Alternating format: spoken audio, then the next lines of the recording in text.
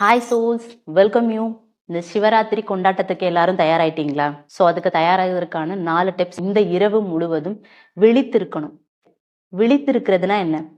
நம்ம கண்ணை முழிச்சிட்டு இருக்கிறது விழிப்பு கிடையாது. அக விழிப்பு அப்படின்றது இருக்கணும். தூக்கத்துல கனவு காண்றோம், 2 கண்ணும் மூடி தான் தூங்குறோம். ஆனா எப்படி அந்த கனவை பார்க்கறது யாரு? ஸோ அதுதான் விழிப்பு. ஸோ அந்த விழிப்பு தான் நமக்குள்ள இருக்கணும் இந்த நாள் அன்னைக்கு. செகண்ட் என்ன அப்படின்னா விரதம். ஸோ அந்த நாள் ஃபுல்லா நம்ம விரதம் இருக்கணும். நம்ம உடலுக்குள்ள எவ்வளவுக்கு எவ்வளவு நம்ம உணவை கம்மியா எடுத்துக்கிறோமோ அந்த அளவுக்கு நம்மளோட உடல்ல உயிரோட்டம், தட் மீன்ஸ் அந்த சக்தி ஓட்டம் அப்படின்றது அதிகமா இருக்கும். ஸோ அப்படி நம்ம உடலை தயார்படுத்தி வச்சுக்கும் போது அந்த இரவு அந்த ஈத்தர் அப்படின்னு அந்த எனர்ஜி, இறை அருளை நாம ஈஸியா கிரகிக்கிறதுக்கு இந்த உடல் தயாரா இருக்கும். சாண்டிங் ஓம் நமச்சிவாய அப்படின்ற அந்த மந்திரத்தை சொல்லலாம். பிளஸ் திருவாசகம் அப்படின்றத படிக்கலாம். மிட் நைட் மெடிடேஷன், அந்த இரவு முக்கியமா 12 மணி அந்த டைம்ல கண்டிப்பா மெடிடேஷன் அப்படின்றது பண்ணணும். ஈசன் கிட்ட என்ன கேட்கணும், எதையுமே கேட்க வேணாம். ஏன்னா அவருக்கு தெரியும் உங்களுக்கு என்ன கொடுக்கணும் அப்படின்னு சொல்லிட்டு. அவருடைய அருள் மட்டும் போதும். அந்த ஈசனோட அருளை மட்டும் நீங்க கேளுங்க.